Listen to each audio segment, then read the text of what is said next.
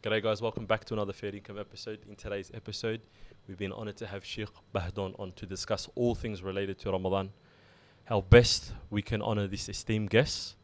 By the time this episode comes out, it would have been the first couple of days of Ramadan. So many practical tips that you guys can take away during, throughout and post Ramadan. And without no further ado, hope you guys enjoy the episode. So all of this is like the way we normally treat guests. So Allah has given us this guest of Ramadan, and the essence of Ramadan, as Allah Azza wa Jalla has mentioned in the Quran, is شهر رمضان الذي أنزل فيه القرآن. So Ramadan is connected to Quran. And then fasting, Allah has mentioned لعلكم تتقون, so that you can attain taqwa. So Ramadan is this period for recalibration, so we can recalibrate, so we can realign our purpose of life, so we can come back. It's a lesson for us. So this is where we're at. Ramadan is there for us to remember our purpose of life, and that is ibadatullah. وَمَا خَلَقْتُ الْجِنَّ وَالْإِنسَ إِلَّا لِيَعْبُدُونَ.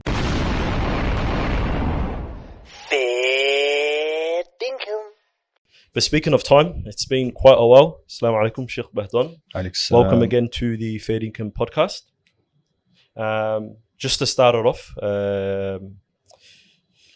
where should we start? You've been up to quite some bit, especially on social media. We'll touch on about social media as well. But I wanted to know, how was your recent Umrah experience? We've seen it across social media. Can you tell us a little bit about the work that you do in regards to the Umrah experiences? Bismillah, alhamdulillah. This last Umrah trip was unique, as every trip is. The reason being, the last couple of trips I went with large groups. The first one was the OG one, Yeah the Boys. Yes. And it was the first Yeah the Boys trip. Yeah. So nothing will ever come close to it. Correct, yeah. Like over 50 brothers from, several from the southeast, my masjid, and then also from the north. And mashallah, the relationships that everyone came back with very strong. But so that was the OG one. Yeah. But that was 50. Yeah, facts. Large. And then the next one was a family one. So that was very chilled with Hamza Abdul Wahab and some of the brothers. And then this one was with PGCC. And there was 12 brothers with me.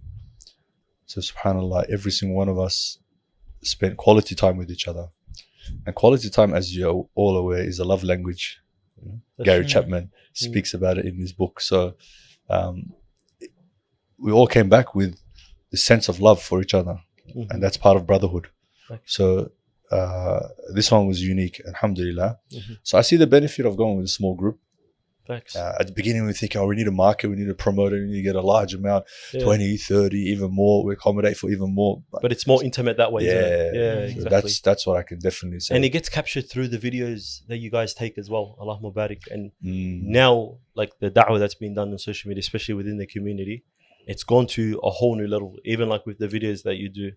And I was telling you just off podcast before, how I really like that one video where it was the Purity of the Hearts one, where you guys were talking about the white thobes. The white thobes and stuff. And I was like, Allah Mubarak, these boys have taken it to like another level. So shout out to you guys, man. Alhamdulillah. It's really the videographer is the one who puts it together. All props is to him. They're the talented ones. They're the ones who can, mashallah, make it look good. Facts, they can make it look good. So that video, Allah Mubarak, the message is powerful. I believe in it. Basically, it's the Prophet ﷺ telling us that the best color to wear is white, as you can see. And when I study that hadith and we look at the commentary and what the scholars say about it, you find a couple of points. One is that white is the color which is difficult to maintain. Facts. To keep it clean. And when somebody goes out of their way to keep it clean, then that shows their potential and their ability to keep other important matters in their life clean. Like a sense of responsibility. So if you can keep your white thobe clean, your white clothes clean, then definitely you can keep your tongue clean. And that's what you've been commanded to do. Facts, if you can look after your white thobe, then you can look after your iman, which you're commanded to do. Keeping a good standard. So I mean, we have self-respect and pride in the clothes that we wear. All time. Right, and no one wants to walk around with dirty clothes and have food stains and biryani and curry stains on their clothes. Right, they go out of their way to go to the bathroom to clean it up. Yeah, correct. So if you can look after that, then definitely you can look after your, the things that are important in your life. So that's a powerful message you get from it. So we're there in Masjid An-Nabawi, and I just thought, I had 5 brothers with me, we're all wearing white. Yeah, I told them about the hadith, and I told them, guys, we're here. Everyone wants to do shopping when you're in Medina and Mecca, because of the materialism and the shops, and the shaitan wants to capture a person's mind away from these holy places and avoiding not engaging in that which is more rewarding. So that's where people get caught up in these malls. So I said, make sure when you go shopping, you're focused, you know what you want, or roughly in your mind, you know what you want to get. And I would advise and suggest get white thobes because of this. So and that's what happened next. That's when the boys, they all bought white thobes. Gotcha. And mashallah, mashallah, they were looking good. I said, yeah, see. And then that's when after Asr Salah, and the videographer is there, I said, listen, let's make a video. Yeah. The sun was hitting nicely. The sun was there, prepared the script. Got the hadith ready. But little did you know that there's undercover police officers there in Masjid An-Nabawi. Yeah, I noticed that. So surprisingly, I got that video on the first take. Bang. Yeah. Alhamdulillah. Yeah. Then I had another idea, and that was to speak about Zamzam. Yeah. Ma'u Zamzam lima shuriba lahu. So the hadith of the Prophet ﷺ tells us, whatever intention you drink Ma'u Zamzam, you will get. Ma'u Zamzam lima shuriba lahu. So I wanted to speak about that, and how the people of the past, and Nawawi rahimullah said, the scholars and the great people, Ahlul Khair, they would have lofty intentions and objectives and ambitions when they would drink Ma'u Zamzam. For example, one of the great hadith scholars and scholars of Islam, his name is Dhahabi, Shamsuddin al-Dhahabi, especially in hadith. So he was a master of hadith. He memorized at least over 100,000 hadith with the chain and the text, and he knew all of the narrators and the lives of the narrators and the rulings and the gradings and all of that. So a scholar that came after him, his name is Al-Hafidh ibn Hajar al-Asqalani. He's the commentator of Sahih al-Bukhari, the commentary, Fath al-Bari. So he mentioned about himself, he was drinking Ma'u Zamzam, and he made the intention, Ya Allah, make me like a Dhahabi. Okay, you drink Zamzam, but if you don't put in the work and the effort, you're not going to become a superstar. Yeah, it doesn't happen overnight. So he did the work, and mashallah, Allah made him similar or even better and greater in terms of hadith. So he was called Al-Hafidh. He's called the Hafidh. Whenever you hear that term Al-Hafidh said, automatically your mind, it goes to Ibn Hajar, not Dhahabi. So he said, I drank Zamzam with the intention to be like Dhahabi, and Allah gave me. Then another scholar came after him who heard that. His name is Suyuti, Jalaluddin al-Suyuti. And he said, I drank Zamzam with the intention of being like Ibn Hajar. And then Allah gave him also too that blessing. So I got the brothers to sit down next to the Zamzam jugs, and then I had a sip. I'm like, Ma'u Zamzam lima shuriba lahu. I started, and then one man was there, and he interrupted the video. He came across the line and he's asking, what are you guys doing and where are you from, and is this for a channel qanatun? I said, no, it's just. And then I really wanted to get the video, but I didn't know this man was an undercover police officer. That's their job in the security management. So, and then after a couple of takes, got it done. I wanted to leave. A police officer came straight away. Delete. Yeah, came. Stop, guys. Where are you going? Stop. So, نمشي للفندق. Going to the hotel. لا. Visa. تأشيرة. Where's the visas? But where's the passport? What's the reasoning behind that though? Like, if I guess they're trying to monitor the sanctity of the haram. I said, في الفندق تعال معنا. I said, it's in the hotel. Let's go for a walk. لا. Cab. Yeah, they're very so it took us all. Took us to the police station just right outside Masjid Nabawi. I think, okay, what's going to happen now? Anyways, went in there. The whole place is just smoked up. I think there's security guard, there's police officers just smoking inside. Yeah.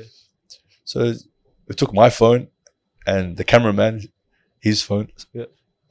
Made us all sit down. There's 7 of us, and then another police officer came and said, "So who's the culprits?" So this one here and that one. All right, the rest of you guys go. Yeah, that was you and the cameraman. The cameraman left, Yeah. and I was sitting in there, and they took both our phones. So the phone that he was recording with, or actually his phone, sorry. Yeah. He had his camera bag with his camera in there.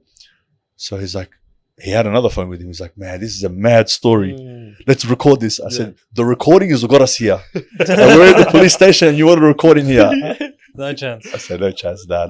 Stop it there. I don't know if that's going to happen to us." So finally, it took like half an hour just sitting there, waiting there. No, nothing. Just, trying to instill fear in us. They make you wait, yeah. Made us wait for a while. Then the next guy came, called us into the office. Yeah. And and he's, tough, rough, and the way he's talking. So, what did you guys do? What did you do? So I just recorded a video. Arabic. So I'm talking to him, engaging in Arabic. And then I said, bring the video. So he pulled out his camera and I'm nudging him. I'm like, don't delete the second video. Don't delete the second video. I'm trying to tell him. So then he had to delete the Zamzam video. Yeah. But this one survived. And this one made it. There's a reason for that. So this is the story behind this video of clean, white, pure. Yeah. So alhamdulillah. You have a similar story as well. Yeah, I was actually trying to record like an episode for the podcast with Ashraf because he was there. I just wanted to talk about his experience being in Medina and whatnot. Nothing about like whatever they're thinking. Yeah. And then there was an undercover guy as well. Yeah. But we didn't realize till afterwards. So after the guards came to us asking us questions, I was just speaking English. I didn't want to speak Arabic or anything because then they'll go into detail and probably wouldn't understand their dialect as well. And then they took us to the office as well. And then I realized the undercover, obviously Saudi guy, he's wearing like kurta. He's wearing like Pakistani clothes. He's covering his face completely. Even every time. So like, for example, Ashraf and I in the corner, they're making us wait like you guys, just for no reason sometimes. He would cover his face and he wouldn't even look at us like face on. He didn't want us to like see his complete face. Him, Which was really interesting. Didn't expect that. But yeah, they made us delete it. I think they don't bother even looking into it too much because they maybe get it often. As well. So that's what happened with that one. But alhamdulillah. Do you direct your videos? Like as in what's the process like before you sort of like make a video? Because I know the boys do the videography behind it.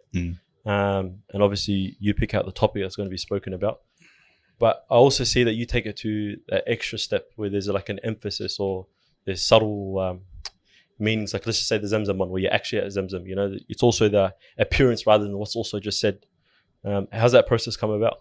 I mean, normally I just sit at PGCC restaurant and T-Bus is right behind me. That's true. That's where my normal recording place is. You see the most common video. But that time we're out there. So,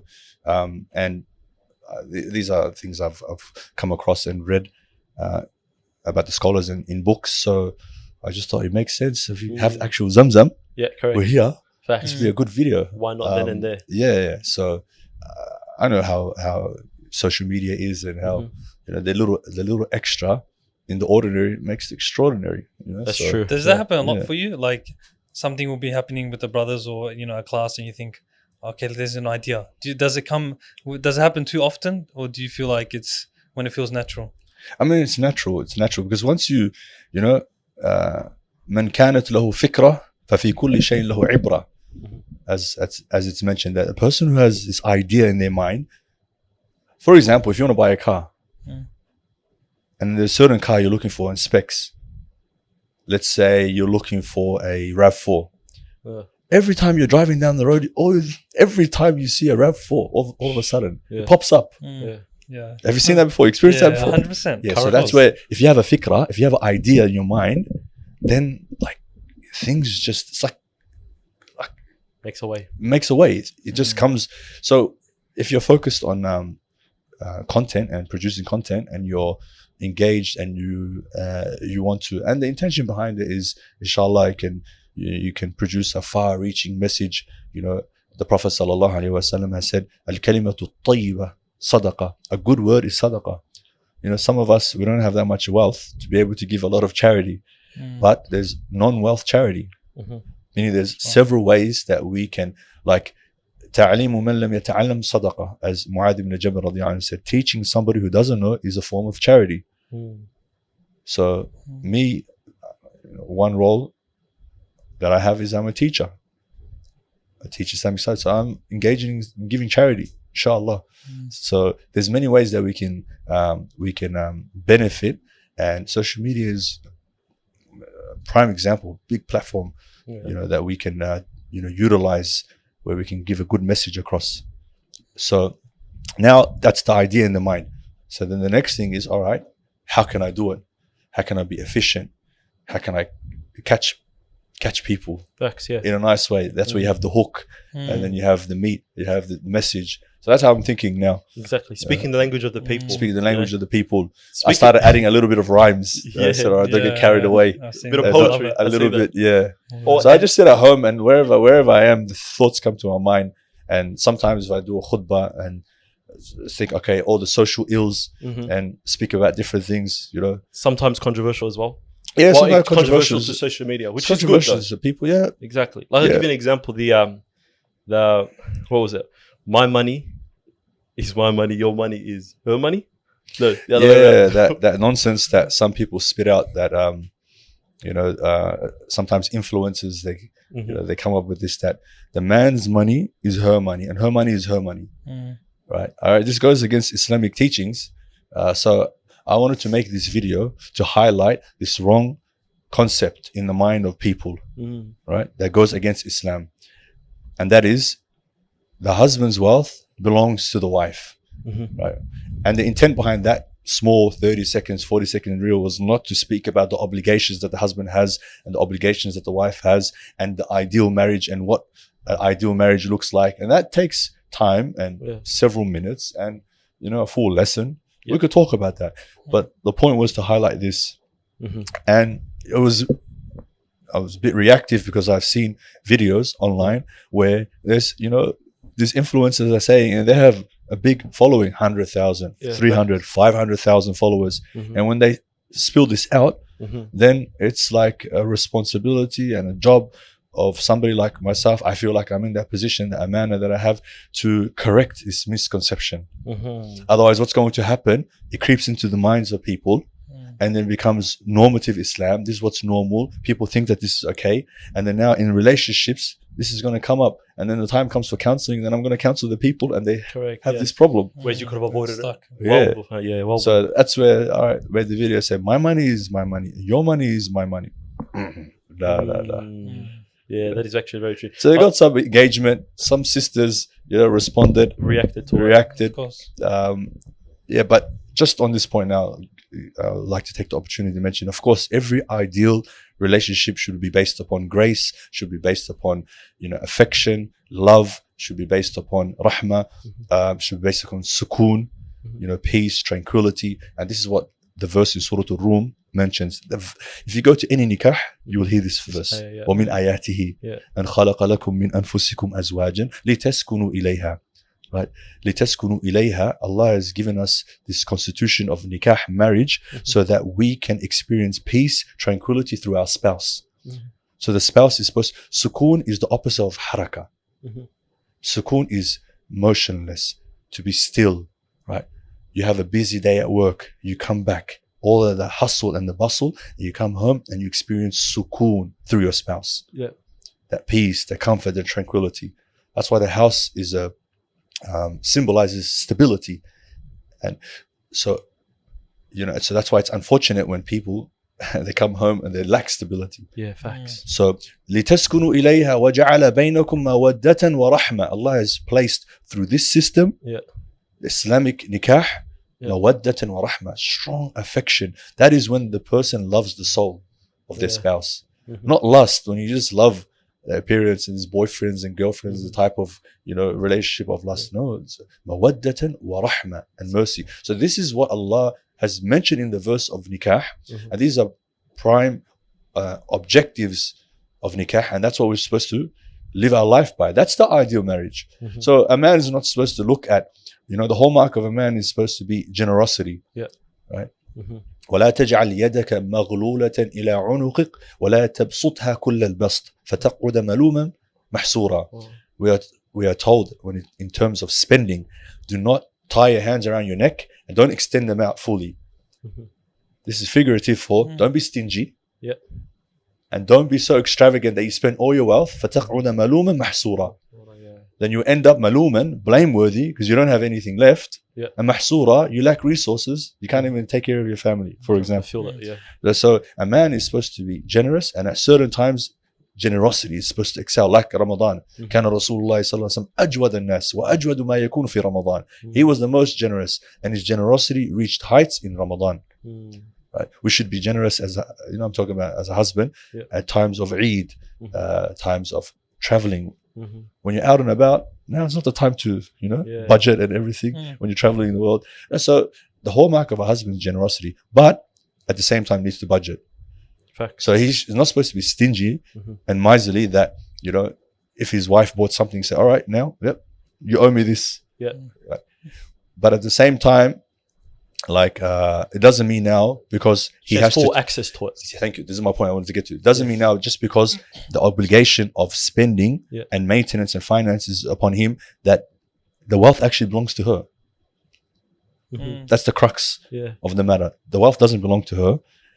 He has to take care. He has to make sure. وَعَلَى الْمَوْلُودِ لَهُ رِزْقُهُنَّ وَكِسْوَتُهُنَّ بِالْمَعْرُوفِ. The husband has to take care of her clothing. He has to take care of her maintenance. He has to make sure there's a roof over her head. He has to make sure there's food on the table. Right? That's the bare minimum. Fiqh teaches you the bare minimum.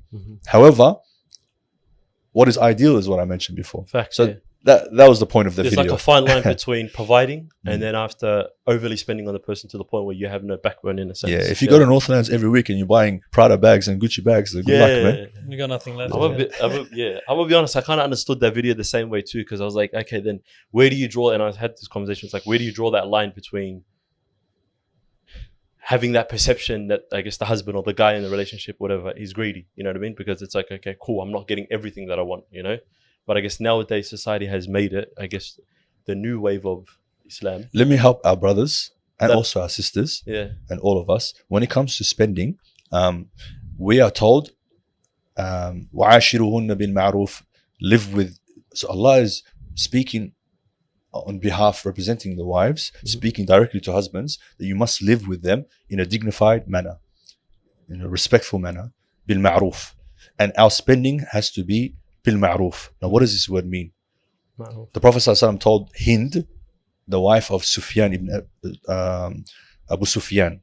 Abu Sufyan, she has described him as stingy. Said, Inna Abu Sufyan rajulun shahih. He doesn't give the bare minimum for me and our children. What do? Now, she has the right upon him. He has to spend, but he's not. So this is where the Prophet ﷺ said to her, خُذِي مَا يَكْفِيكِ وَوَلَدِكِ بِالْمَعْرُوفِ. Take what is enough for you and your children according to the means, according to what fulfills your needs. So what is this ma'ruf? And let me explain this word ma'ruf. Ma'ruf has at least four things that is needed. You look at the financial status of the husband. You look at the standard of living.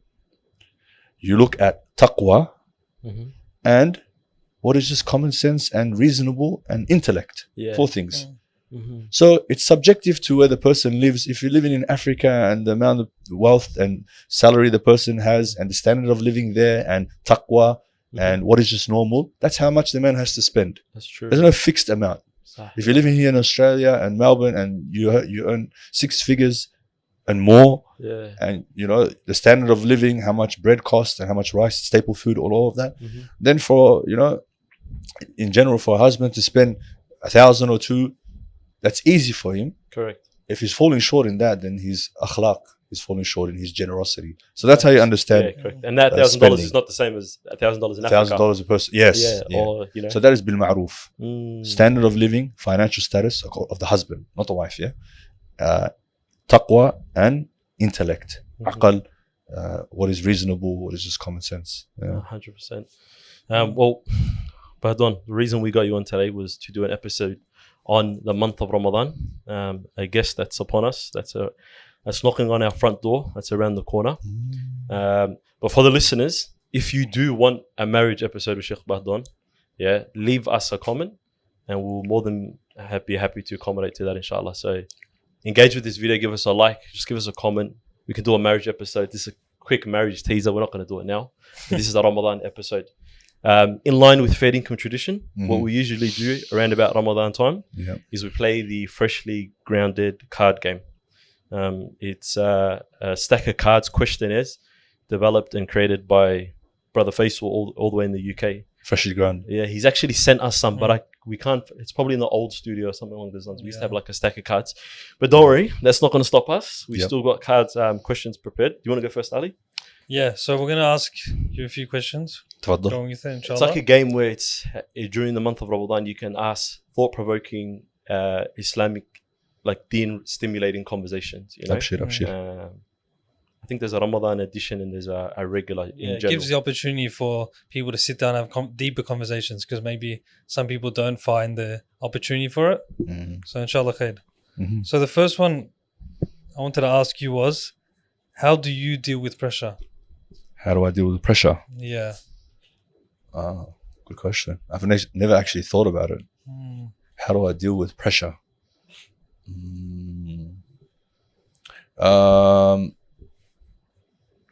It's a good question. I would say that I would take a step back. I would go to my own cave.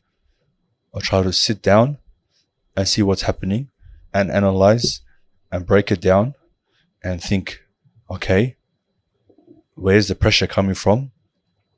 And try to have a holistic view and try to come up with solutions to deal with the pressure. And then probably the next salah that I go to, I'll be raising my hands and say, Allah help me. Yeah. It's a good answer. So that's probably the first thing I'll do. I won't say, I'm not pious, man. I'm not going to go say, I go to salah straight away and run and pray 2 rak'ahs. But like, depending what it is, I make istikhara. So I have my own system. And, you know, when it comes to making decisions, and especially important decisions in my life, istikhara and shura. So I'm very cautious, like in my personality, my temperament. So I would always try to get insights and advice and different perspectives from knowledgeable people. So I have different sheikhs, mashaykhs. I'll reach out to them, and then with them also my closest friends. Yeah, these two. So that's my shura. That's my consultation. All right. Closest people, the people I trust, they have life experiences, they have Islamic knowledge, and they care for me, the well wishes. And then istikhara, ask Allah. And so it depends what it is, the pressure. If it's just a deadline I need to meet, and it's giving me a little bit of pressure, then that's, you meet the deadline and carry on. But I think it is very important to go to, or at least try and have a circle where you can go to them with whatever scenario, because sometimes we can be so filled with, like, you know, a bit of emotion or fear or whatever.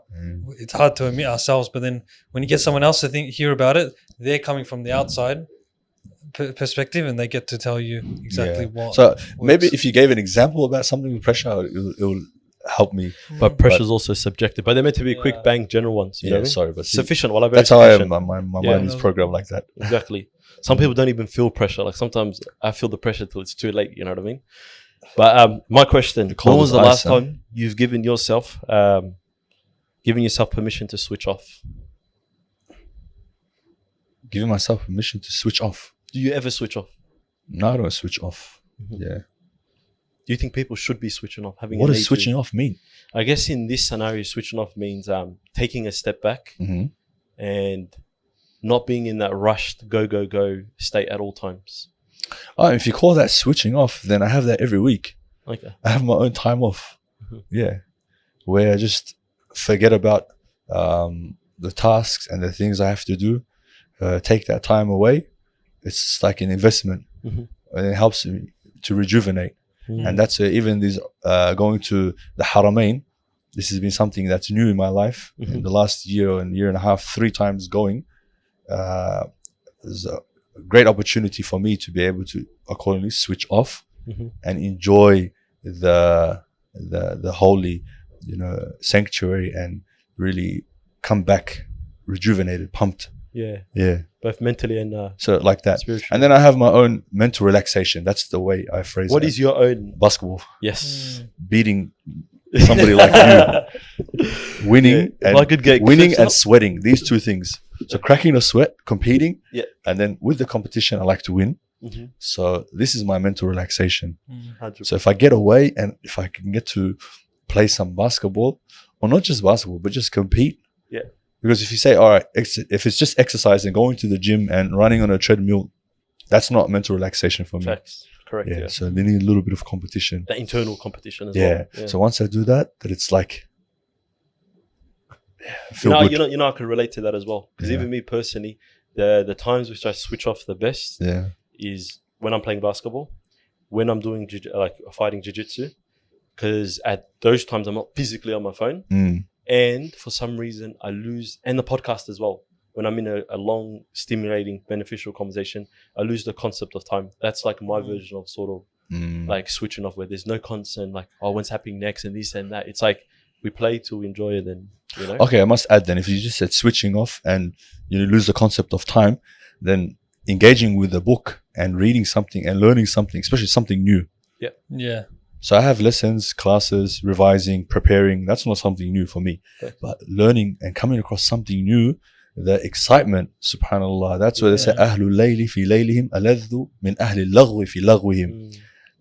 The pious people, what they experience at nighttime is more enjoying, and the ecstasy they experience is more than people in clubs and pubs and whining and dining. Yeah. So what you experience at nighttime alone, reading, engaging, learning something new, coming across something that I never read before, subhanAllah, that's where time goes, and I can continue reading and reading. Then I realize, okay, Fajr, I have to try to sleep and rest. Yeah, so that's another. That's good Alhamdulillah. Do you ever switch off, by the way? Yeah, it's probably from running, even though the Sheikh doesn't believe running on the treadmill, running outside. I think that helps with me. Kind of forget that's about- me. Yeah, but yeah, mashallah. It's stimulating for me. I feel like competition though, there'll be weeks where it does work. The concept of time you kind of forget.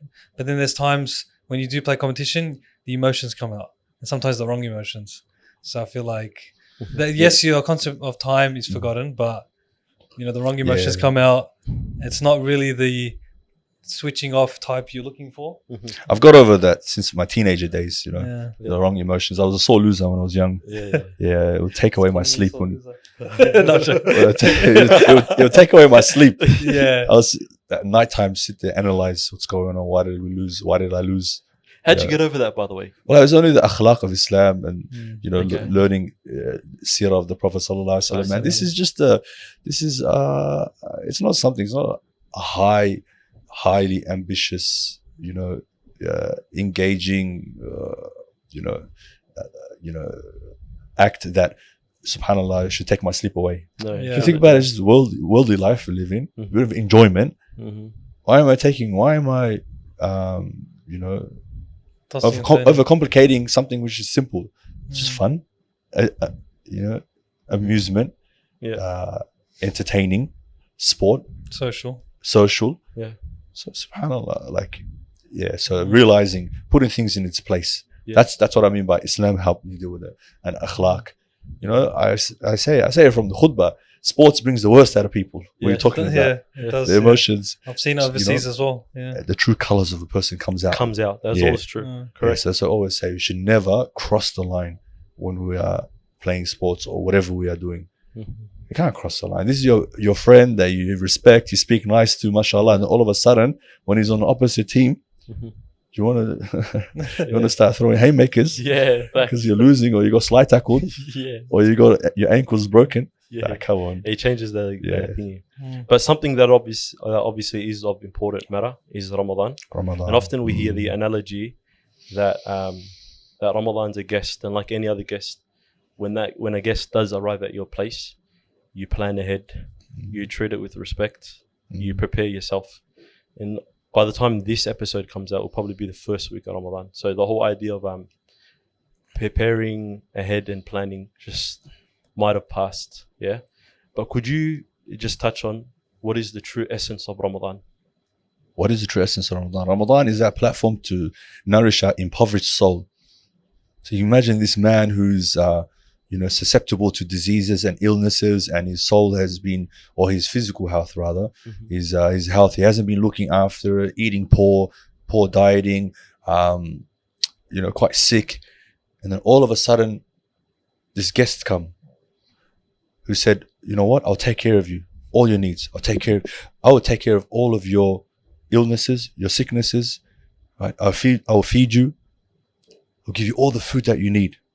And everything is for free, but only for 1 month. This is Ramadan, this platform to nourish our impoverished souls. For 11 months, neglecting our soul, and all of a sudden, this month, that through the wisdom of Allah and the kindness of Allah, He's obligated it upon us. Because if He didn't make fasting obligatory upon us, how many of us would starve ourselves, so to say? How many of us would optionally decide, oh, you know what? For a full month, I'm not going to fast. I'm not going to eat. I'm going to fast. So from Allah's kindness, He's given us this month. So Ramadan is this platform to nourish our impoverished soul. Ramadan is the food for the soul. Ramadan is this honored guest that Allah is sending to us. This honored guest that will only stay for a short amount of time. أيام معدودة. أيام معدودات, as Allah has mentioned, limited days. And as you stated, we have to honor our guests. The Prophet ﷺ said, من كان يؤمن بالله واليوم الآخر فليكرم ضيفه. It's part of Iman, believing in Allah. Whoever believes in Allah and the last day, believes in accountability, that they'll stand in front of Allah, they must honor their guest. So that is like the default now. This honored guest is coming from Allah, right? And so we must honor. And when a guest comes to your house, it's part of good character and conduct that you receive them in the best way. Assalamu alaikum, welcoming words, and with a smiley face, and you make them feel honored and respected. So we have to respect the month of Ramadan, because the month of Ramadan, if you respect the month of Ramadan, then Ramadan will give you gifts, some nice gifts that I can mention. So we need to make sure that we receive the month of Ramadan in a nice way. We need to make sure that, like, if a guest comes to your house, you need to hasten to hospitality, right? That's true. You present a bit of tea, some dates, a bit of water before the main meal comes. So all of this is like the way we normally treat guests. So Allah has given us this guest of Ramadan, and the essence of Ramadan, as Allah Azza wa Jalla has mentioned in the Quran, is شهر رمضان الذي أنزل فيه القرآن. So Ramadan is connected to Quran. And then fasting, Allah has mentioned لعلكم تتقون, so that you can attain taqwa. So Ramadan is this period for recalibration, so we can recalibrate, so we can realign our purpose of life, so we can come back. It's a lesson for us. So this is where we're at. Ramadan is there for us to remember our purpose of life, and that is ibadatullah. وَمَا خَلَقْتُ الْجِنَّ وَالْإِنسَ إِلَّا لِيَعْبُدُونَ. So, and that is Tawheed. Tawheed means deeming Allah as one. So Ramadan is there to bring back the centrality of Allah in our lives. And how is that going to happen? So that's the period of recalibration, So the way you make Allah central in your life is through taqwa. Taqwa is that you're conscious of Allah in everything you do. At all times. بِامْتِثَالِ أَوَامِرِ اللَّهِ وَاجْتِنَابِ نَوَاهِهِ. So taqwa is obtained through fasting. لعلكم تتقون كتب عليكم الصيام كما كتب على الذين من قبلكم لعلكم تتقون. So fasting is supposed to give you taqwa. Taqwa realigns your purpose of life, because it makes Allah central in everything you do. Right. So this is what Ramadan is coming to bring into our life. And the way of doing that is through the Quran. That's why شهر رمضان الذي أنزل فيه القرآن هدى للناس, as the guidance, وبينات من الهدى والفرقان. So this is what, and then some of the objectives of Ramadan, Allah mentions in this verse here, that the month of Ramadan is the month that the Quran was revealed as a guidance for mankind. So carrying on, Allah subhanahu wa ta'ala said, يُرِيدُ اللَّهُ بِكُمُ الْيُسْرَ. Allah wants ease for you. Allah wants ease. So the month of Ramadan brings ease into our life. But surprisingly, early in Islam, fasting was an option. You could fast or you could give some charity, some food. And then in this verse here, Allah stipulated that you have to fast. Obligation. It's an obligation. فَمَنْ شَهِدَ مِنْكُمُ الشَّهْرَ فَلْيَصُمْ. Whoever witnesses the month of this month, Ramadan, فَلْيَصُمْ. You have to fast. So the option is not there. So looking at that, it might seem like it became more difficult, not easier. But Allah is saying, يُرِيدُ اللَّهُ بِكُمُ الْيُسْرَ, straight after it. So how does it become easier for you? Sorry. Basically, in a nutshell, the more closer we are to Allah, the more easier life becomes. That's true. central aspect of it all. That's it. The more close we are to Allah, the more life becomes easier. And I can carry on from there, but Yeah. I was going to say, so what steps can we take, I guess, to honor this guest then? Now that by the time most of the listeners are going to watch this video as well, it's probably going to be the first week of Ramadan, the first week has passed. And often there's that saying that like the Salaf before used to prepare for Ramadan 6 months before it arrived. And they used to pray 6 months after that they reach it, the next Ramadan. And now being a week into Ramadan, how can we honor this guest? What practical steps can we take to honor this guest? Because people also take this time where, especially in the early days, where they get hasty and they think, okay, cool, I want to do a million things. You know, I want to go pray Tarawih, but I still got to have my like dunya world, my worldly life, work and all that kind of stuff. And they tire themselves out. So how can we look at this guest in the early days? yeah, I mean, in the early days, I would say in the beginning of Ramadan, that's the time where the atmosphere is there. People are frequenting the masajid and they're experiencing the fast. And that is giving them joy, because the hadith mentions لِلصَّائِمِ فَرْحَتَانِ. A fasting person experiences two joys. Yeah. One of them is عند فطره, when they break their fast. So you actually, it's not your soul, your ruh experiences the joy. So people are feeling more happy. Allah has set up the atmosphere in such a way. إذا جاء رمضان فتحت أبواب الجنة. The doors of Jannah are opened. So the barakah and the mercy is descending from Jannah. You know, and then وغلقت أبواب النيران or أبواب جهنم. And the hellfire is closed. And the shayateen are locked up. So Allah has set that up. So everyone's experiencing this atmosphere. They're on a high.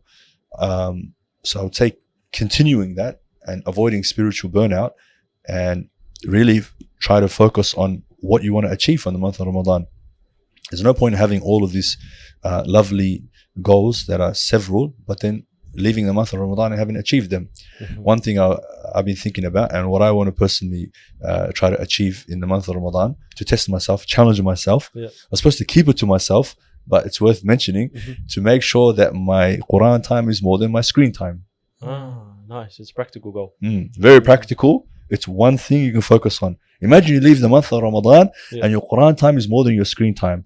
Most of us spend 7 to 8 hours a day. You know, Sunday is when you get your average, yeah? People don't like to see that. We avoid it, yeah. Avoid, yeah? Of course. Yeah. Imagine 7 to 8 hours a day of Quran. Yeah. Then you can understand, these people of the past, they finished the whole, 5 juz a day, 10 juz a day. They finished 3, 10 khatam in the month of Ramadan. Correct, compilation, completely recited the whole Quran. Yeah. Imam Malik, subhanallah, كان الإمام مالك رحمه الله يترك دروس العلم في رمضان وأقبل على تلاوة القرآن. He would leave lessons teaching knowledge, teaching hadith and fiqh, and he would focus on reciting the Quran. So I think, subhanallah, if Imam Malik used to leave such a good deed, teaching deen, can't we at least leave social media, Facebook, Instagram, temporarily for a short time? So that's what I mean. Yeah. That's how I look at it. I can't leave this. Like, I have to respect this honored guest that's here for a short time. Look after the guest. Correct. If somebody doesn't look after a guest that comes to their house, the next time the guest doesn't want to come, the guest is not going to appreciate them. Right? As I said before, this guest comes with gifts. What are the gifts that this guest come with? What are the gifts that Ramadan comes to us with? Number one, a connection with the Quran. شهر رمضان الذي أنزل فيه القرآن. Right? If we are connected to the Quran, ومن يعتصم بالله فقد هدي إلى صراط مستقيم واعتصموا بحبل الله جميعا. Hold on to the rope of Allah, which is the Quran. حبل الله المتين. If we have this in our life, we have everything that we need. If we have a connection with the Quran, we have a connection, we are holding on to the rope of Allah. On this side is us, and on the other side is Allah. That's what a rope is. And a rope is your salvation. It will save you. Imagine hanging from a cliff and the only thing there to save you is a rope. Yeah, that's true. That's what Quran is. It is. Saves you in this world. So if you leave the month of Ramadan with Quran, you have everything. And then Ramadan also gives you what?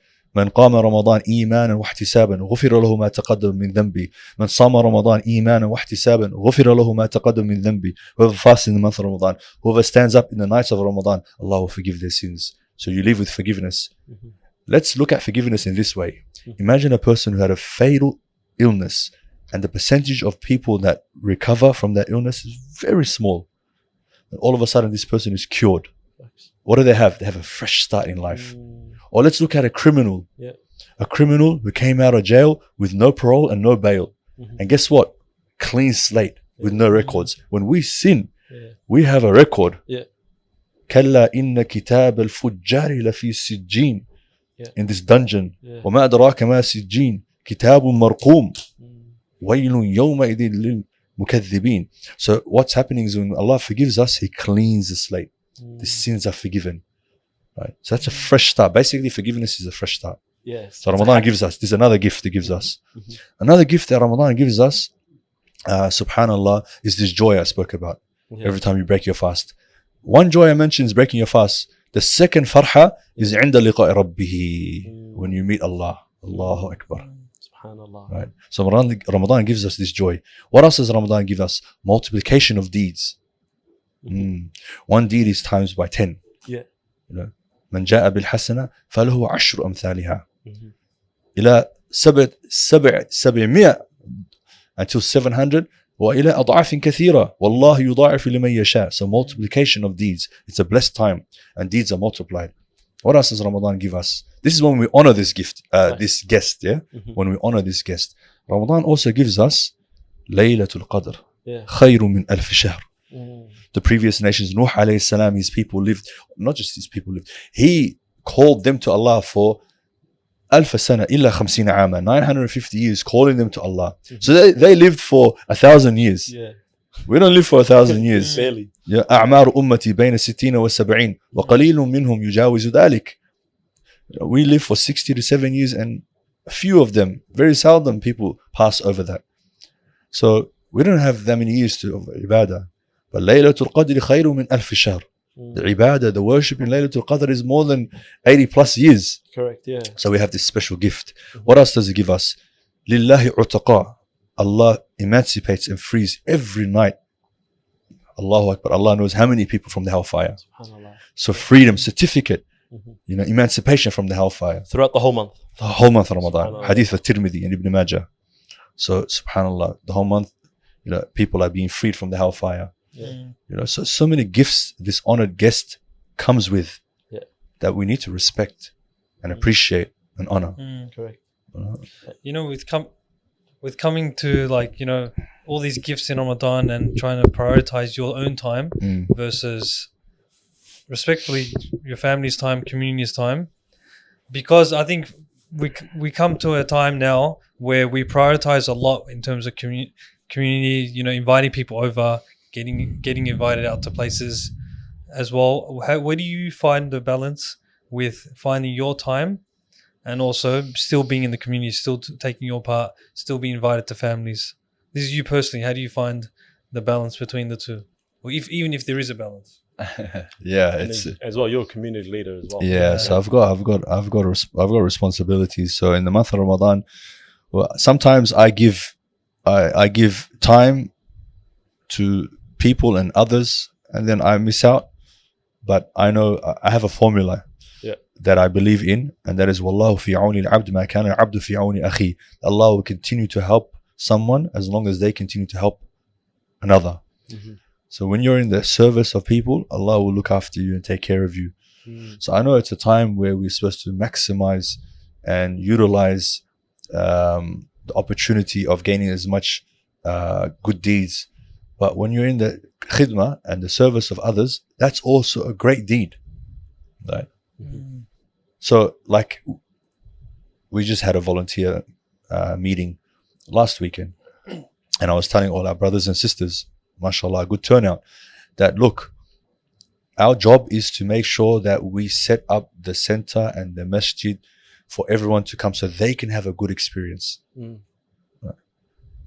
There's a lot of hands that are needed and work in the background that needs to be done so that every single person that comes in, they enjoy their experience. That's what it is. So that's one thing. The second is like spending time with family and friends and iftars. You got to be careful of not wasting time. I can't abuse the community leader card, the put on the cap, the family member, and sit at an iftar and just waste time. Facts, yeah. Socializing. Socializing. Catching Not the up, time for yeah. socializing. Correct. That's what it is. The danger in Ramadan is after Taraweeh, where you let loose and mashallah, you feel good because you did a good deed, and you're a bit hungry, so you want to eat out. You might go to this burger joint or kebab joint, and all of a sudden you see it's 2 a.m. in the morning. Yeah. And there goes your tahajjud. Your fajr at the masjid is questionable. Facts.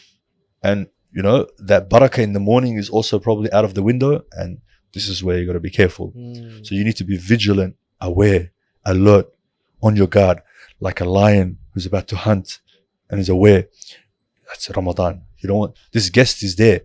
Imagine you're at a coffee place, you're at a cafe, you're at a kebab place, and this honored guest is at your house. Yeah, crazy. And you're not looking after that guest. Yeah. Have to. Just think about Ramadan like that. Yeah. We can't waste time socializing. This honored guest is at our house. Look after the guest. Yeah. That's it. That will encapsulate my answer to your question. Yeah. What's your So priority? in a way, we should be stingy with our time. No, we need to prioritize. If this is a need, if there's a need here, I need to do this. So this is like basic. If it's an obligation, there's no ifs or buts.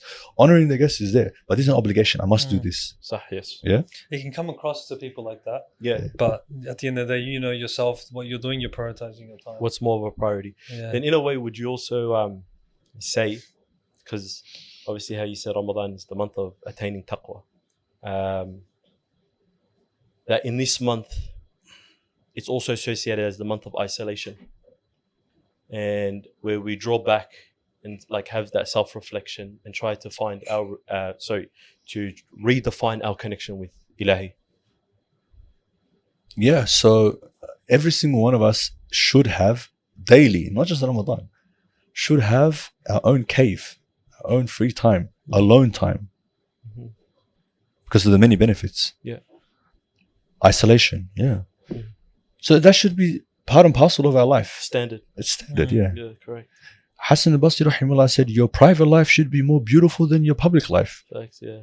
You can't be Jibreel outside and Iblis inside. All of a sudden outside that's double standards. Yeah. So our public and our private life at least should be the same. Facts, yes, at all times. If I pray like this outside, if I recite Quran, if I act and interact and talk and walk like this, then at home in my private life I should be the same. And in your private life at home, behind closed doors, you also need time with Allah. Time to get away from. You know what's the issue? People don't like to be alone. You saw what happened in COVID when we were in lockdown. Yeah, crazy. Most lockdown city in the world is Melbourne. Yeah. Right. After that, we have this a concern in the society and in our communities, and that's loneliness. Yeah. Post-COVID symptoms. Yeah. You see So it. people don't like to sit there and be alone. That's why you have the solitary confinement as a punishment, the slot. Facts, yeah. Because being alone is associated with being labeled as a loner, which is not necessarily the case, Yeah, it's you not know. the same. Because growing up, being a loner, this dad, the odd one out, the black sheep, blah, blah, blah, was a negative connotation, you know. It has that, Yeah. but if we just shift the paradigm and understand, you're not alone with Allah, and when you remember Allah, Allah remembers you. Facts. If you remember Allah, Allah remembers you. And Allah's greatness, and when you can, so you live your life such, and ta'bud Allah كأنك ترى. You live your life as if you see Allah. فإن لم تكن ترى. And if you can't reach that level, فإنه يراك. Then at least you know He's watching you. So when you're alone, don't say you're by yourself. Allah is watching. His cameras are there. The angels are there. The angels are present. That's why we're not supposed to have pictures of human beings in our houses, because the angels run away. We're not supposed to have dogs because the angels run away. If angels are not in our homes, then what's going to be in our homes? The shayateen, the devils. Right? So angels are present. You're not alone. فَقُلْ عَلَيَّ رَقِيبُ إِذَا خَلَوْتَ الدَّهْرَ. If you're by yourself, say that you're not alone. So that's the thing. People don't like to be alone. But when you're alone, that's a great time for you to self-reflect. You look at your own faults. يُبْصِرُ أَحْدَكُمْ. The Prophet ﷺ said, يُبْصِرُ أَحْدَكُمُ الْقَذَاةَ فِي عَيْنِ أَخِيهِ وَيَنْسَى الْجِذْعَ فِي عَيْنِهِ. One of you can see a speck in the eye of their brother, but you can't see a log in your own eye. That means you can see faults, other people's faults. You can see one, you can pick it out, Yeah. but you can't even see many of your own. So that's very common that people can see others, but they can't see themselves. So when you're alone by yourself, that's a time where you can reflect and introspect, and you look at yourself and where you're at, and your connection with Allah and your relationship with Allah, and you look at your deeds, your actions, and how Allah will hold you to account. And the first thing He's going to hold you to account to is your salah. أول ما يحاسب به العبد يوم القيامة الصلاة. And then you think about your promise that you have with Allah, the covenant that you've taken with Allah. ألست بربكم قالوا بلى شهدنا. Right? You think about all of this, and that should take you to a point you recognize that Allah is watching you, His greatness. It increases your veneration of Allah. It increases your haya of Allah. You feel ashamed that Allah has given me all these blessings. وَمَا بِكُم مِّن نِعْمَةٍ فَمِنَ اللَّهِ. And this is how I'm responding. So the presence of Allah, you start to feel, you live your life with this. This is internal knowledge. This is proper knowledge. This is the knowledge that will take you to Allah. Right? And like this, otherwise knowledge is on the tongue. There's two types of knowledge, internal and external. External knowledge is hujjatun alayk, right? It's not beneficial. It will be against you actually. So this is the time. This comes when you're alone. Look at the Quran. Ashabul Kahf. وَإِذِ اعْتَزَلْتُمُوهُمْ. I'tizal, they isolated, they went to the cave. The Prophet ﷺ, he went to Ghari Hira for 6 months. كان يتحنث. Right? He had his place. Then he had a mashraba, or mashrub. He had mashraba was on top of the masjid, a place where he went for 1 month when he was away from his wives. When there was a couple of issues with the blessed wives of the Prophet ﷺ, 1 month he was there. And then Abu Hurairah radiallahu anhu took that place, and he used to stay there and isolate. So we all need our time away, and when you're away, that's when you can do your Quran. That's when you can memorize. That's when you supplicate to Allah. That's when you engage in the dhikr of Allah. That's when you look at yourself and your direction in your life. That's when you remind yourself of the purpose of your life. So yes, Ramadan, we need that, and we need extra actually. Yeah, exactly. And it's that time that reminds you to abstain from the dunya as well. You know, dunya. When you hear the word dunya and Imam screaming on the khutbah, dunya, and be careful of dunya, wattaqu dunya, wattaqu nisa. How do you understand dunya? See, anything that is for your benefit, your livelihood. وَجَعَلْنَا لَهُمْ فِيهَا مَعَايِشْ. Allah gave us a good livelihood, right? So it's when you're studying now, and you have your future in front of you and a career ahead of you, all of that, do you classify that as dunya? No, that's not part of that. Like as in secular studies. Yeah. That there. Because of that, inshallah, it will build stability in your life, which will help you to be the stepping stone to get married, inshallah. And then after that, you'll be providing for your family a good halal sustenance. How is that dunya? How is that dunya? That's part of your life. That's part of your deen. That's what you've been created for. For you to work in this world and do good. وَجَعَلْنَا لَكُمْ فِيهَا مَعَايِشْ. Allah said, وَجَعَلْنَا اللَّيْلَ لِبَاسًا وَجَعَلْنَا النَّهَارَ مَعَاشًا. He's made our day for us to get our livelihood. So what does it mean, dunya? The thing is, we have this wrong understanding of dunya. Is it loosely used? I mean, people think your 9 to 5 is dunya. Yeah, they think everything. Yeah. So dunya, the issue, because if you look at it, that is the one. Look at it from this way. Is the problem the earth? Dunya is the earth too, yeah? Correct, yeah. Is the problem the earth? No, the earth is a sign from the great, marvelous signs of Allah. Al-ard. خَلَقَ السَّمَاوَاتِ وَالْأَرْضِ. How many verses? إن في خلق السماوات والأرض واختلاف الليل والنهار لآيات لأولي الألباب.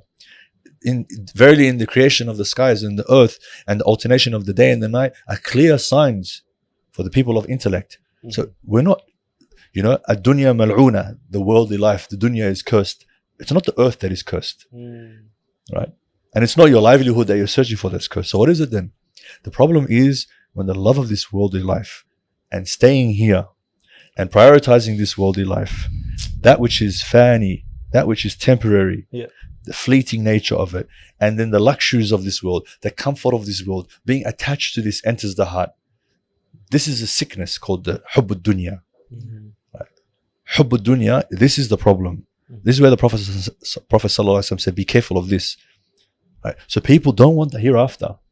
People are scared of it. People do not want to prepare for it. Right? The first stage is death. Death is that topic, brother. Don't bring it up on the table. Come on, man. We're about to eat.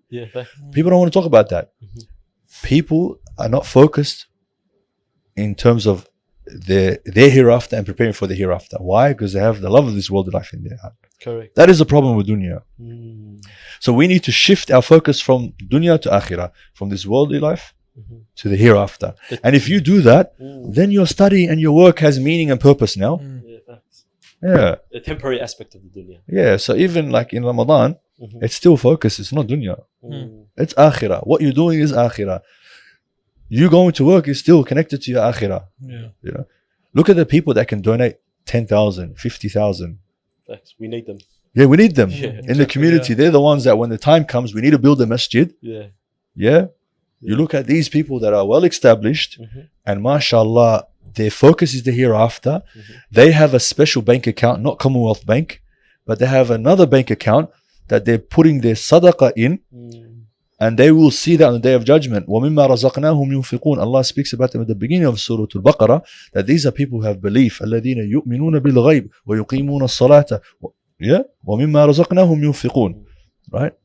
And they know that this is a business transaction that Allah will never allow them to lose in. تِجَارَةً لَن تَبُورَ لِيُوَفِّيَهُمْ أُجُورَهُم وَيَزِيدَهُم مِّن فَضْلِهِ. And Allah will just increase them. Right? وَمَا أَنفَقْتُم مِّن شَيْءٍ فَهُوَ يُخْلِفُهُ. Whatever you give, Allah will substitute it. مَا نَقَصَ مَالٌ مِّن صَدَقَةٍ. So they believe in this.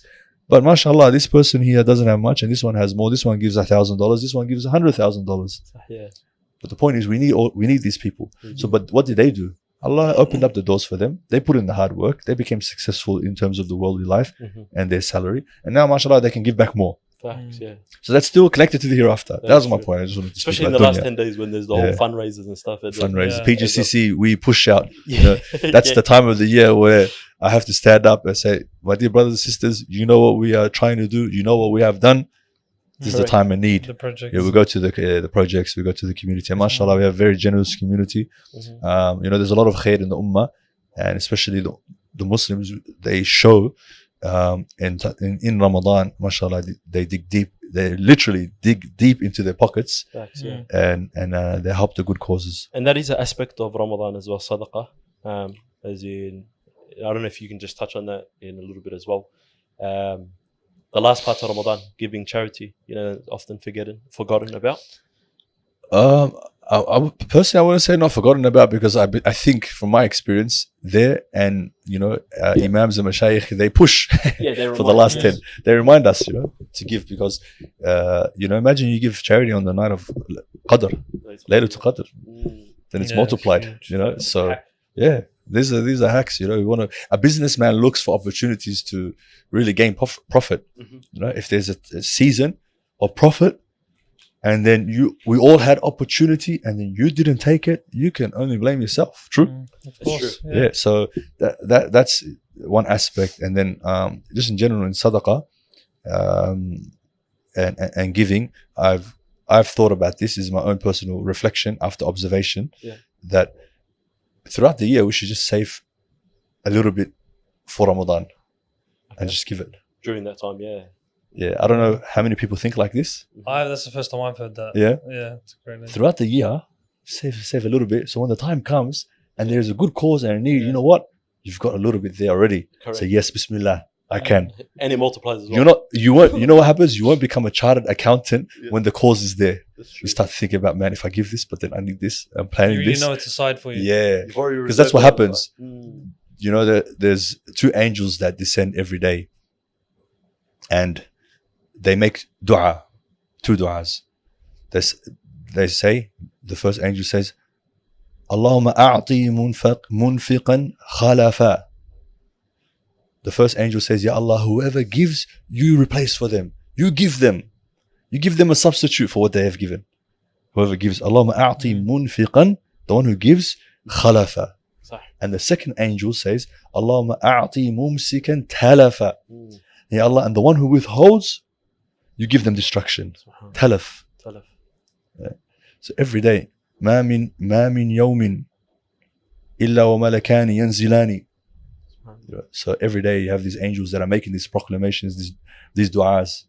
So yeah, I think it's good throughout the year to save a little bit of money, so when the time of Ramadan comes, you know, there's no accountants there. You're ready to give. Facts. And that's when the guest has arrived. And some of the things, sometimes we forget about the blessings which we've been like bestowed, you know. Like it is a ni'mah to reach Ramadan. And may Ilahi grant us Ramadan. We haven't entered Ramadan just yet. But what are some ways we can avoid being Ramadaniyun, like people that only worship Ilahi during the month of Ramadan? And once Ramadan has passed, we sort of, I guess, Go back to old ways. the old ways, you know.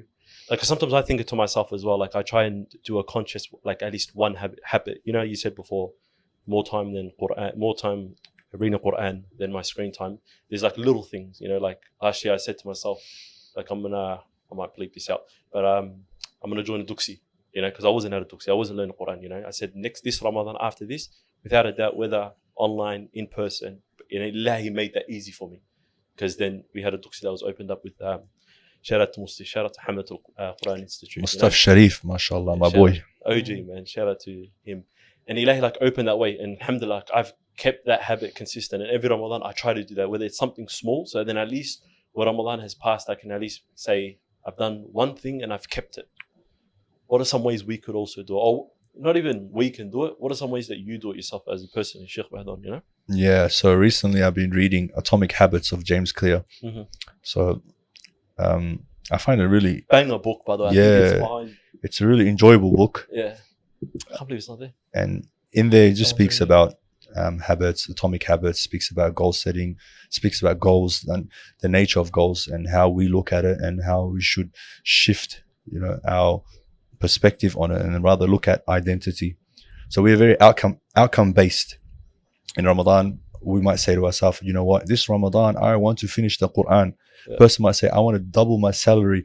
A person might say, I want to lose 10 kilos. A person might say, I want to buy a car. A person might say, I want to get married. These are all outcomes. These are all goals they want to achieve. Then they say, rather start backwards. Think about what type of person finishes the Quran. What type of person doubles their salary? What type of person loses weight? What type of person benefits from the month of Ramadan? And prove it to yourself through small wins. True, yeah. So shift and change your identity rather than focusing on your goal or your goals. So if you are this type of person in Ramadan, that's your identity, then outside Ramadan, that is you. You're not forcing something upon yourself that is not natural, organic. So I think that's where we should look. From the identity. Shift, yeah. Who do you want to be after Ramadan? Ask that question. So I want to be a person who's connected to the Quran. I want to be a Hafid al-Quran, for example. Yeah. I want that to be my identity. Okay, if that's what you are saying, then if you talk the talk, you need to walk the walk. And that is called sidq in Arabic, truthfulness, that your actions are in line and conformity with your statements. You say this, you do it. Do this. Yeah. When there is a discrepancy, now you don't have sidq. Right? You're not truthful in your actions and in your statements. That's true. Yeah. So if I want to be this type of person, I want to be a companion of the Quran. يقال لصاحب القرآن اقرأ وارتقي. It will be said to a companion of the Quran, not a reciter of the Quran. A person just recites Surah Yasin here or Surah Kaf. Facts. But Sahib al-Quran, a bearer of the Quran, a carrier of the Quran, a companion of the Quran. This type of person has this beautiful virtue. Facts, So this is the person I want to be. All right. Then you know that some of your day, you have to be with the Quran. You need to be practicing upon the Quran. You need to be a lover of the Quran. You need to be a person who promotes the Quran. You need to be a person who tries to understand the Quran. This is your identity. So that's what I would say. And that is istiqamah. That is steadfastness, that you continue upon that. Wallahi, if Allah grants you this gift, that whatever pleases Allah, you have strong, deep love for it. And whatever displeases Allah, you have an intense hate for it. Allah has given you a great gift. This is how we should look at things. Whatever pleases Allah, you are a lover of it and you advocate towards it. And this is what makes us, the ummah, special. That kuntum khayra ummatin ukhrijat linnas ta'muruna bil ma'ruf wa tanhawna 'anil munkar wa tu'minuna billah. Surprisingly, in this verse here where Allah has mentioned that we are the best nation, the best people, the best community, taken out for ukhrijat linnas, for the benefit of people. Right? So that shows that we are not selfish, but we are selfless. And then Allah mentions some of the reasons why. The third point Allah mentioned is وَتُؤْمِنُونَ بِاللَّهِ, iman. So this is our identity. This is why we are the best. تأمرون بالمعروف وتنهون عن المنكر وتؤمنون بالله. That you advocate to everything that pleases Allah. In joining good, everything that pleases Allah, you advocate to it. وتنهون عن المنكر, and you are enemies to everything that displeases Allah. وتؤمنون بالله, and you believe in Allah. This is our identity. This is who I am. This is what made me the best. Umar radiallahu anhu said, إذا أردتم, if you want to be, if you want to fall under this verse, then فأدوا شرط الله فيها, then fulfill the condition of Allah in the verse. If you want to be كنتم خير أمة, then fulfill the condition that is mentioned. تأمرون بالمعروف وتنهون عن المنكر وتؤمنون بالله. So in order for you to do that, you must love yourself. Facts. So if you have this is a great gift. It starts internally. Yeah. And this is what Ramadan, inshallah, this training period, because Ramadan is just a training period. It's 1 month, yeah? Yeah, for the next 11. Yeah. And guess what? This training period, Allah has said, يُرِيدُ اللَّهُ بِكُمُ الْيُسْرَ, to make it easy for you, because it builds you discipline and strength through the fasting and all the good deeds. Therefore, the rest of the year, inshallah, that discipline carries on. Now we're probably flat. Yeah. Last year's Ramadan's impact is gone from our life and the effect. Straight up, well, we all need it. Yeah, And so that's why we're all eager, waiting for Ramadan. I'm first and foremost. And then basically it gives us strength to fight the shaitan. So that's why it's a training period. No one likes training, but training helps your body, strengthens your soul, right? You know, you have to go through training for something that's really important, and it strengthens you. So Allah wants us to go through that. That's why وَلِتُكْمِلُ الْعِدَّةِ, Allah wants us to complete the days, complete the training period. Don't skip no days. Yeah, that's why it's mentioned in the verse, يُرِيدُ اللَّهُ بِكُمُ الْيُسْرَ وَلَا يُرِيدُ بِكُمُ الْعُسْرَ وَلِتُكْمِلُ الْعِدَّةِ, so that you complete the training. I'm paraphrasing, loosely translating. So you complete the number of days.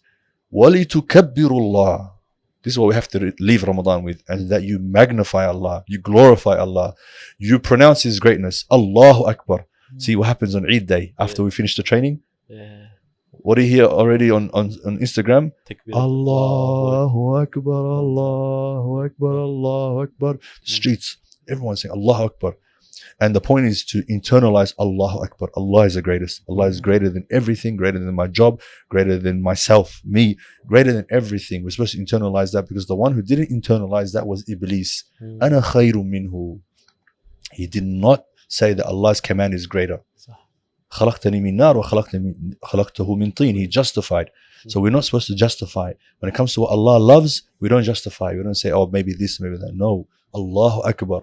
Allah is the greatest. وَلِتُكَبِّرُ اللَّهَ عَلَى مَا هَدَاكُمْ. So, and look at, if you go to Taraweeh and you pray 20 rak'ah, 20 rak'ahs, which is the sunnah, mu'akkada, sunnah that is mentioned in the books, the four madahib, the Shafi'i, Hanafiya, Malikiya, Shafi'i, and Hanabila clearly state a Taraweeh 20 rak'ah, 20 rak'ahs, you know.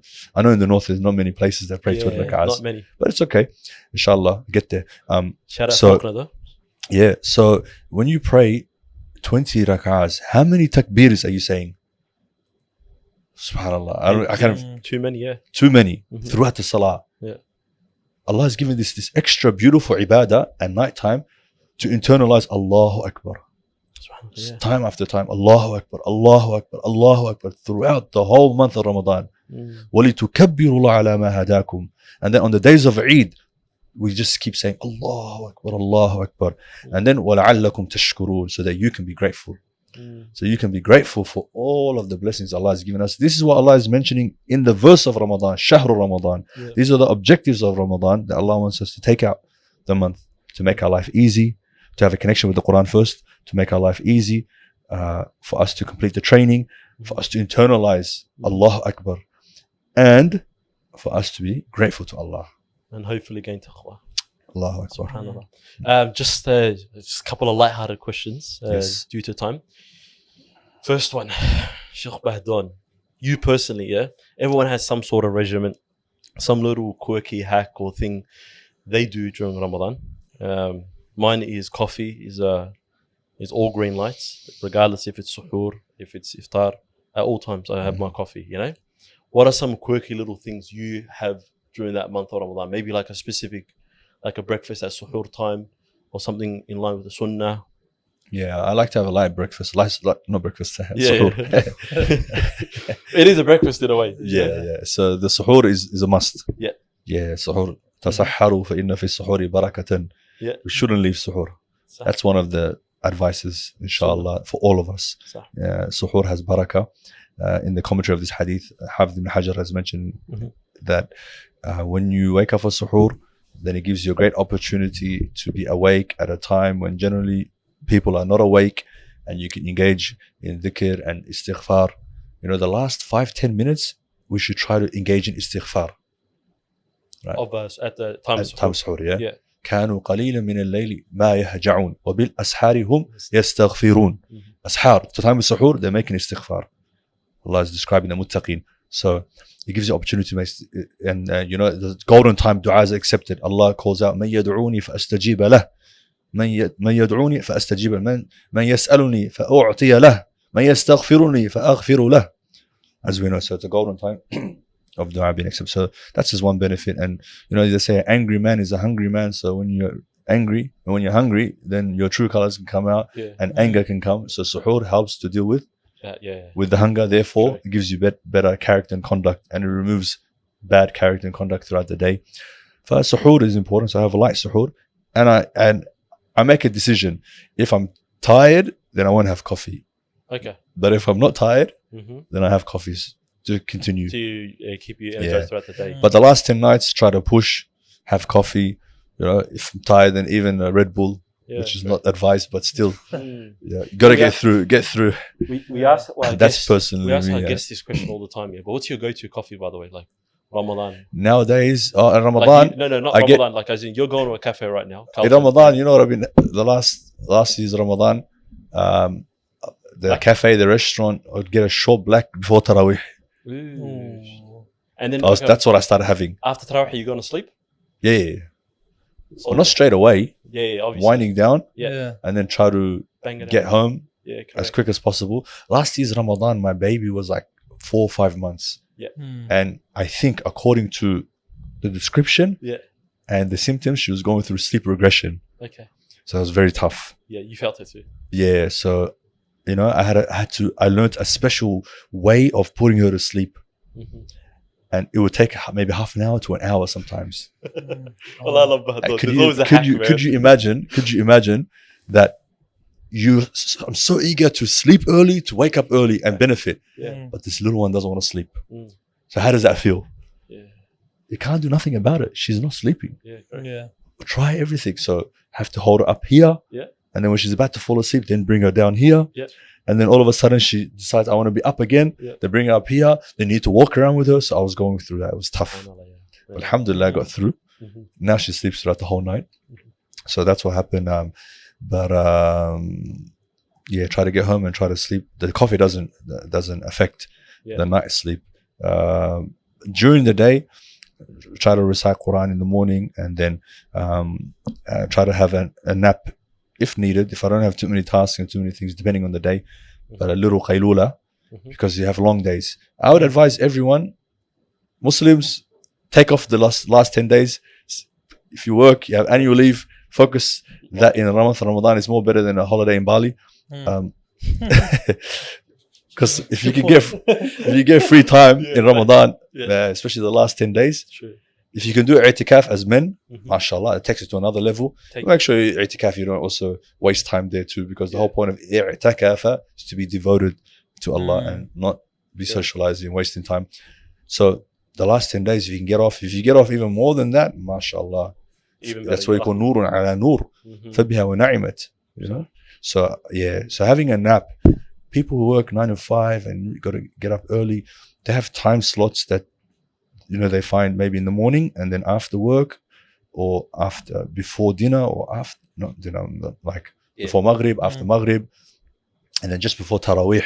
There's time slots where you just got to try to grab onto that normally you weren't as conscious in your life. I think that's what Ramadan you really got to hold on to. They're the hacks. That is a hack. There's time slots that Quran, other than anything else. That's what I would say. Facts. And you know what's funny? That's the one thing I love about Ramadan. No, not the one thing. That's very wrong. One of the things. One of many things that I love about Ramadan, where gives you a routine, and a routine based around your deen. You know, like for example, you said before dinner, and you corrected yourself and you said maghrib. Yeah, with everything, you know, fajr is now like a pinpoint, which it always should be. You know, and then same thing with iftar at maghrib time. You know, and then tarawih, isha, to get the salat at the masjid. You know, and then you'll force your life to be sort of around that. You're not looking at, is that 2 o'clock, 1 o'clock, all that, you know. Especially me, person, no routine. It's one of the most beautiful things, you know. Yeah, because in Ramadan, if you ask someone what time is Fajr, what time is Maghrib, we're going to say it by the minute. Yeah, On point. Any other month in the year, Yeah. around 8 o'clock. And you know, you can Around reach 5. people at Fajr time for some reason. It's like, Yeah, exactly. it's not a surprise when you do it up at 4 a.m. You know? Yeah, subhanAllah. But then your life is around the salat. It's really, yeah. So it's, and when I think about it, I'll give you one more thing about Ramadan and post Ramadan. You know, you probably hear in every khutbah, من كان يعبد رمضان فإن رمضان قد مضى. Whoever used to worship Ramadan, then Ramadan is gone. Whoever worships Allah, من كان يعبد الله فإن الله حي لا يموت. Famous words and quotes that you hear.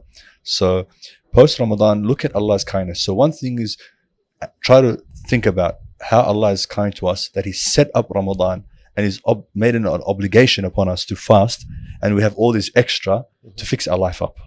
Everything we've been talking about is to make us better. So Allah has put it upon us. Kutiba alaykum siyam. Allah has made fasting compulsory upon you. He's prescribed it upon you. And in the whole month of Ramadan, the atmosphere, how we set it up. Then after Ramadan, look what Allah has given us also too. من صام رمضان ثم أتبعها بست من شوال فكأنما صام الدهر. Whoever fasts Ramadan and then follows it up by 6 days in Shawwal. So fasting hasn't finished now. This is extra for you to continue your steadfastness and your discipline and all of the benefits in Ramadan. Carry on in the next month, Shawwal.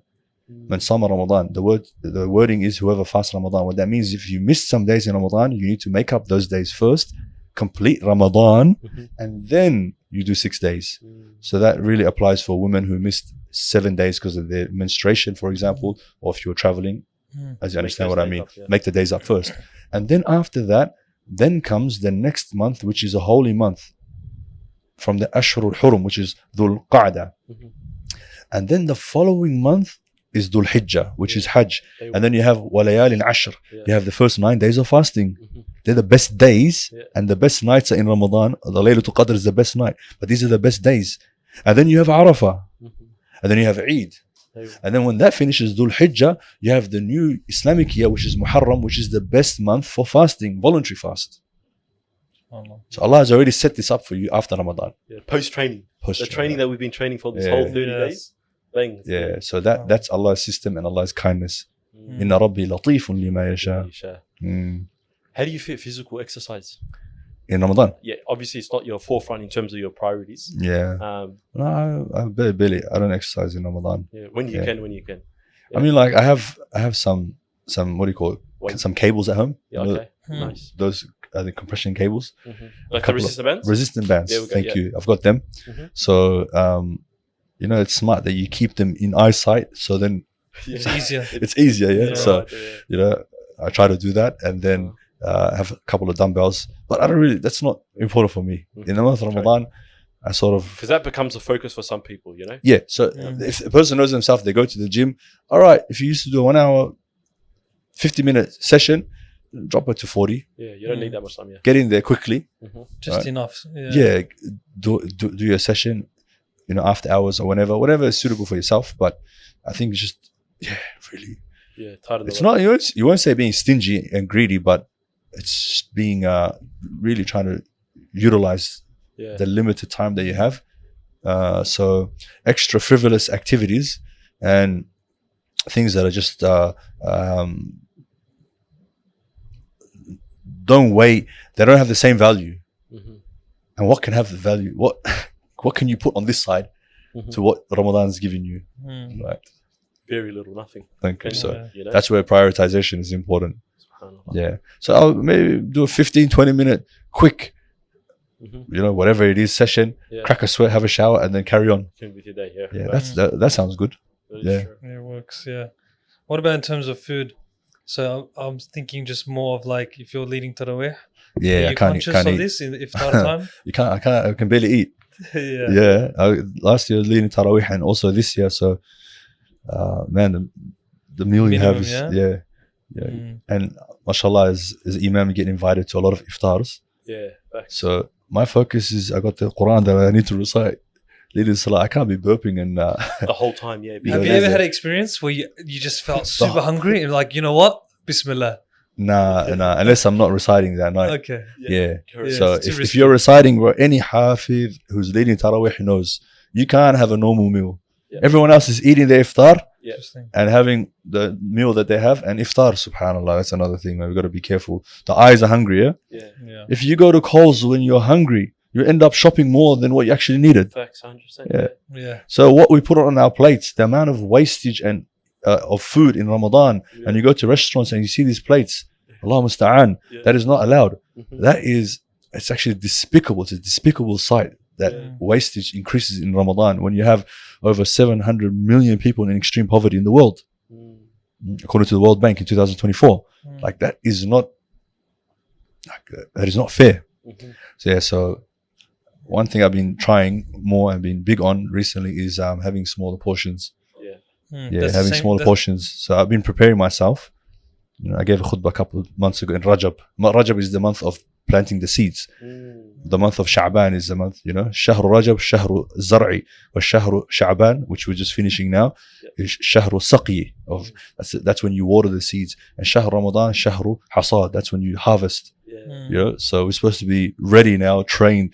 The body is ready, the hamstrings are ready. Mhm. You're not going to pull a hammy if you start in the month of Ramadan now. The Start lights- sprinting, you know. The So- lights are just turned on. yeah, so you're ready for the race Yeah. because Allah said, فَاسْتَبِقُوا الْخَيْرَاتِ, run and compete, you know. وَسَارِعُوا إِلَى مَغْفِرَةٍ مِّن رَبِّكُمْ وَسَابِقُوا, you know, وَفِي ذَلِكَ فَلْيَتَنَافَسِ الْمُتَنَافِسُونَ. Verses telling us to compete. So we're all in a race in the month of Ramadan. Let me tell you one disqualifier. One disqualifier is that every Monday and Thursday, Allah looks at people and their hearts and He forgives. Anyone who didn't worship other than Allah, He forgives them. إِلَّا رَجُلًا كَانَ بَيْنَهُ وَبَيْنَ أَخِيهِ شَحْنًا. Except for a person who has a grudge with his fellow brother or sister. Everyone comes under the possibility of being forgiven except for this person. Somebody has negativity and hate and has a grudge against another person. Allah says, أنظروا هذين حتى يصطلحا. These two people, leave them, put them to the side. Their actions are pending. They will not be forgiven until they reconcile. So this is a big disqualifier from the race in the month of Ramadan. We can't come with a heart that has grudge, family feuds. I still hate this person. I'm not going to forgive them. So what should May we they do? suffer. So should we do in that month? This is the Try time you have to clean the heart. No, Those connections. before Ramadan comes, you have to clean the heart. Yeah, correct. Then Fix what happens it. if you couldn't do it? If you can't, so, you know, we say, even if the person doesn't deserve the forgiveness, you deserve the peace of heart. Facts. You save yourself from being disqualified. Correct. By forgiving them with You your forgive heart. them. You forgive Yeah. them. Yeah. Facts. Yeah. You forgive them. What happens if they don't forgive you? That's on them. That's on them. doing Yeah. your Yeah, part you first. done your part. Yeah. Yeah, so that's a big disqualifier from this race. That's good. That's a good. Yeah, we got to be careful of that. That's a very good note. We got to be careful Maybe of that. we'll leave it off on that note. And may Ilahi grant us. I will leave it on a good note. Inshallah, the month of Ramadan is Yeah. the best time. Inshallah, we put it to the next gear Mhm. and really focus on pleasing Allah and getting closer to Allah, gaining proximity to Allah. And inshallah, like that, we'll have happiness in this world and in the hereafter. Bi-idhnillahi ta'ala. Ameen. Inshallah. Ameen. Just for our listeners and our viewers, where can they find you? Find me. Your social media, any Social projects you're working on, anything in the future, You can find me at Pillars of Guidance Community Center. aka PGCC. PGCC is the place to be. Yeah. You know what's funny, by the way? Yeah. FairDinkum, Yeah. we're usually there on the 27th night. I Yeah, think we've we- been there the last 2 Yeah, it's Yeah, the we last have. 2 nights. Yeah. We've been there. Khatam. So hopefully, inshallah, we'll see you 27th there night. We finish on the 29th. on the 29th. The Yeah. Khatam al-Quran. Inshallah ta'ala, we reach there. So yeah, that's where I'm at. Instagram is Instagram under my name, Bahdon.r. And that's about it. Yeah, Beautiful. Jazakallah khairan for hopping on. my pleasure. And appreciate Wa you iyaakum. for having your presence, man. Yeah, Legend. barakallah feek. You guys know the drill. Make sure to like, share, and subscribe. Leave a comment for any future topics, suggestions, guests. You guys knew that drill. We'll see you next week. Inshallah ta'ala. Wait. My producer's saying, what did you say, Ahmed? Yeah. And enjoy Ramadan, guys. Assalamu alaikum. Alaikum salam wa rahmatullahi wa barakatuh.